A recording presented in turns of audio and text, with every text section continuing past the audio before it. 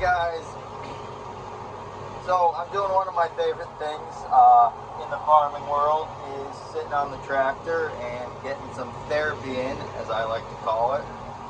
But I want to explain a little bit about what I'm actually doing out here. As you can see, the sun's going down. Nice view. I kind of love this kind of night, especially in the fall. Although we don't like the sun going down quite early, it's nice to be able to kind of have a breather and relax.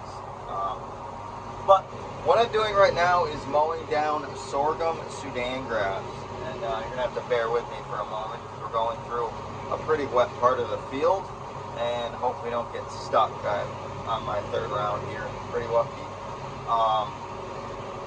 Sorghum Sudangrass. Let me just talk about that quick. The sorghum Sudangrass is a cover crop, and it's got a couple properties or characteristics to it that I really like, that I like to use. One, it's a grass, which separates it from other cover crops like sunflower, or of course I can't think right now. Sunflower, clover. God, I should have thought of that before I started talking, huh? But there's a plethora of cover crops out there, and you guys are more willing to go do some research. But I'm going to talk about sorghum Sudangrass because that's what we're mowing down right now. It's hard to see as I watch this and make sure we don't screw up the flail mower behind us. So, sorghum Sudangrass. So this is a grass cover crop. It can typically grow anywhere from, I believe, 6 to 12 feet tall, depending on when you plant it and the growing season that you're dealing with. There's a couple cool things that I really like about it. One, it is a huge soil builder, soil organic matter builder. There's a lot of biomass with it. And you'll see in the video previously how tall this stuff is. It's almost to the hood of my tractor, and this is at its kind of short height, I would call it. This was planted back in, I want to say, late July or early August. Everything kind of melts together, so it's hard to tell. But so this can get pretty tall. So it gives you a lot of biomass. It also gives you a lot of weed suppression, obviously, because it's so tall and it grows so fast. Weeds have a hard time competing. So any weed seed that does kind of germinate through this will easily die out. This will get big, so it won't kill multiple flushes, but it will probably kill at least one, maybe two flushes of weeds throughout its lifespan. The other great thing it's great for is holding soil in place. That's one awesome thing this cover crop really does, which I love about it. There's different cover crops out there that'll help you with nitrogen fixation. I believe this does a little bit of that, but it's not a big producer of that, which meaning taking basically nitrogen or carbon from the atmosphere and putting it back into the soil.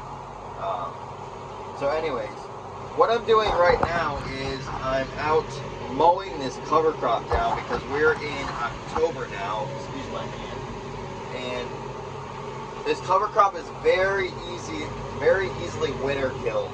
And even though we don't have a hard frost or any kind of frost in the docket for a couple weeks, which is kind of a good or bad thing, we still are close. We're due for one here pretty soon. So I kind of like to mow this down before that frost hits because this will kill this right away. And it'll turn it into a dry matter instead of a flush green matter that can decompose faster. So I like to mow this, as you can tell, probably about 1 foot to 2 feet high off the ground, leaving a lot of stubble, knocking out a lot of the biomass on top. And I am using a flail mower right now. It's hard to see what it actually does, but basically all these tiny knives that just spin really, really fast, and it chops this into fine bit pieces. And the finer I can make this cover crop and chew it up, the faster it's going to decompose. So my mentality here is to mow this down pretty high right before we hit a frost, so The material that I've cut can start decomposing a little faster and working itself into the soil. At the same way, I'm leaving quite a bit of mass from the stock of the plant along with the root system still intact. I'm not killing this plant. This is a grass. It'll keep regrowing. If you plant this cover crop in, say, June, you have the potential to mow it 2 to 3 times before its life cycle is over, before a frost hits it. You can also incorporate this with a harrow or plow. But why I'm doing this is because we're approaching the end of the season. This is the cover crop I want to have hold my soil in place throughout the winter. And leaving this large stubble on the ground, even though this is going to kill, there is still plenty of mass there to hold that soil in place, and there's plenty of cover over the soil to hold itself through the winter. And that's going to make my life a lot easier come springtime if I need to harrow this, or excuse me, if I want to plow the field, or I want to do more of a limited till or no-till system with it.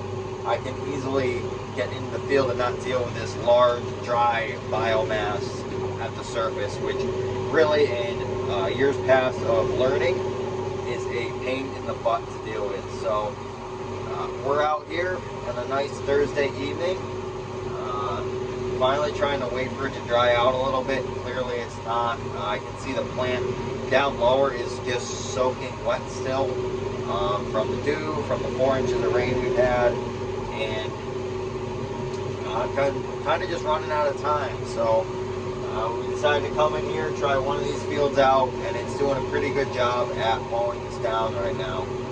So that's my take on this. There's many different ways to manage cover crops. There's definitely different ways to manage this cover crop. This is one way I've decided to take care of this cover crop during the season, and I'm kind of getting the 2 benefits out of it. I'm getting that nutrient value, and I'm also getting that same cover crop use as kind of holding it through the winter with the extra biomass, and it's still in the ground. So cover crops are awesome. They're great for soil health. They're great for holding soil, especially in a year like this where it's just been rain, rain, rain. This is the best thing I could have done for some of these fields out here, just to hold the soil in place and keep it from washing away or deteriorating even more. So we're out here enjoying the evening and getting some cover crop mowed down.